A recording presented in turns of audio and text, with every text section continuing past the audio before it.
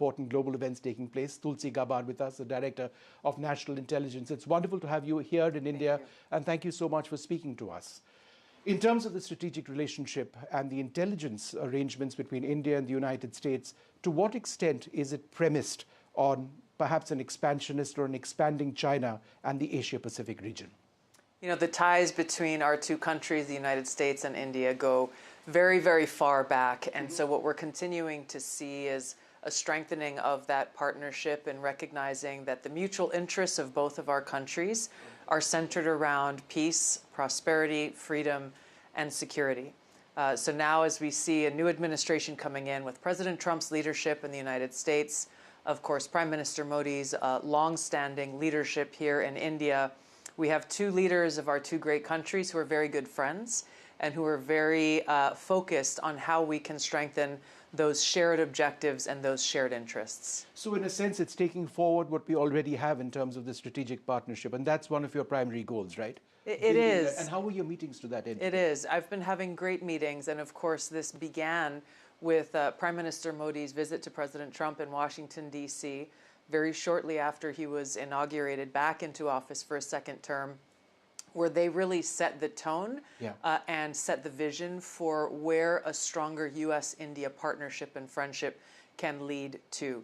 And so my visit here is really predicated on the work that has already been done, and I've been having great conversations with my counterparts here in the Indian government. I just met with the Minister of Defense a few minutes ago, and looking forward to visiting with Prime Minister Modi here later today. And you met the Prime Minister in Washington as well some time back. How did that go? I mean, it was, we saw the pictures.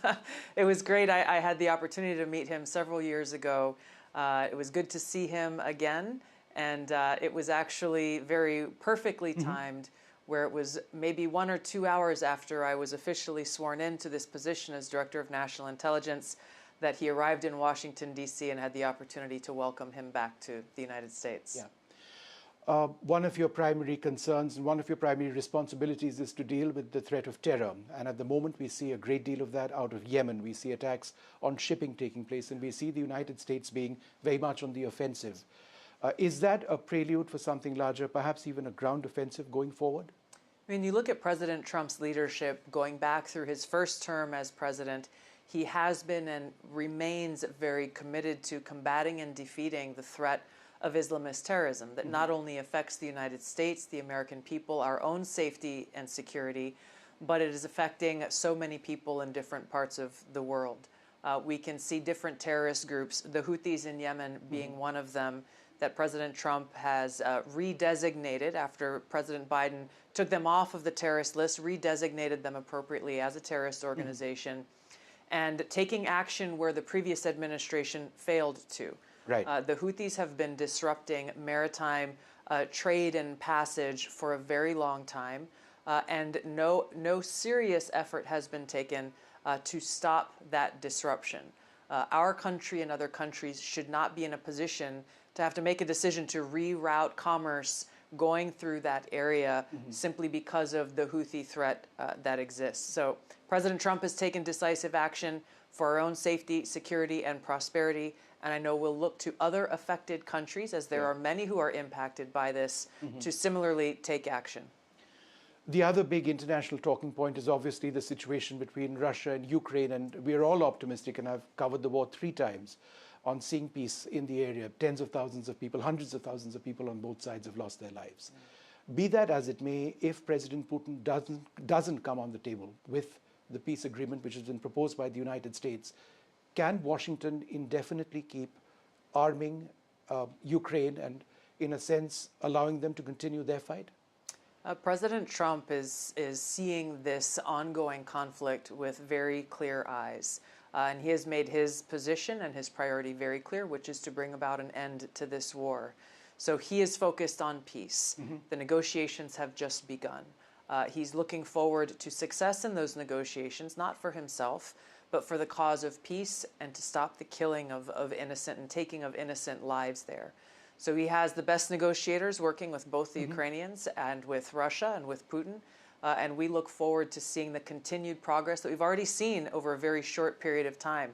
I think it's important to point out that under the previous administration during which this war began, there was no effort at all towards peace. There was no effort to have direct dialogue with Putin and with Russia to try to bring about an end to this war. So already, in a very short period of time, President Trump has made much more progress towards peace than any effort that has occurred by anyone previously. So we're very encouraged by this progress, and President Trump remains committed to the objective of peace.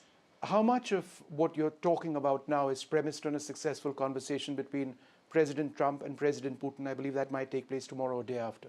Well, as you know, with any of these kinds of negotiations, there's a lot of work that goes between people representing both countries or all of the countries involved in this situation. And at the appropriate time, I'm sure that President Trump will have a very productive conversation with Putin, once again, rooted in his unwavering commitment to peace. Yeah. Closer to India, Bangladesh, the subcontinent, we've seen a lot of political changes over there, a lot of violence over there, and several reports of attacks on minorities.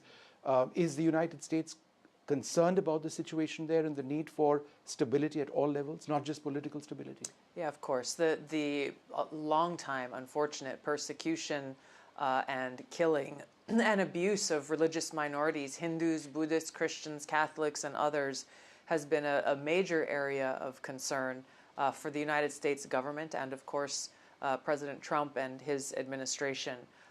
The talks are just beginning between President Trump's new cabinet coming in and the government of Bangladesh, but this continues to remain a central focus area of concern, once again, with the threat of Islamist terrorists and their overall effort, the global effort of all of these different groups that are really rooted in their same ideology, their same objective, which is to rule and govern with an Islamist caliphate. This obviously affects people of any other religion other than one that they find acceptable, and they choose to carry this out through very violent and terroristic means. President Trump remains committed once again to identifying this ideology that drives Islamist terrorism, helping to defeat that ideology and defeat their ability to exact that terror on people, the American people and others. Right. Well, one final question to you. I know you've got a very busy schedule. You are a practicing and a devout Hindu. Yes. And you've just missed Holi in India. Unfortunately. What does Holi mean to you? You know, it is a wonderful and colorful celebration of life and really the connection that we all share as people. And this is something from my home in Hawaii, where we greet each other with aloha. Here in India, we greet each other with namaste, but really the deeper spiritual meaning of both of these words is the same in recognizing the eternal and divine spirit that exists within every one of us and that spiritual connection that we have. Right. So for me, at a personal level, this is very, very meaningful, but it's also very practical once again, as our two countries and others in the world should remain focused on our pursuit of peace. It's wonderful speaking to you. Thank you very much for speaking to you. Nice to see you. Well, there you have it, Tulsi Gabbard, the Director of National Intelligence over here in India. That's broader strategic relationship between India and the US, so very important. But the world is in a difficult situation now, whether it's Yemen, whether it is the situation in West Asia, and certainly Russia, Ukraine, and closer to home in Bangladesh as well. So her thoughts perhaps reflect where the US administration is looking at all of this, and perhaps there is peace in the horizon. Back to the studio.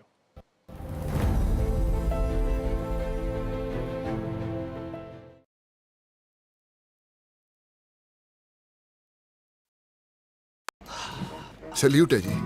आप देश की रक्षा में जान लगा देते हैं और आप घर घर में तार लगाते हैं जी। ई बीम टेक्नोलॉजी से बनी, न जले न पिघले, सबकी रक्षा करे।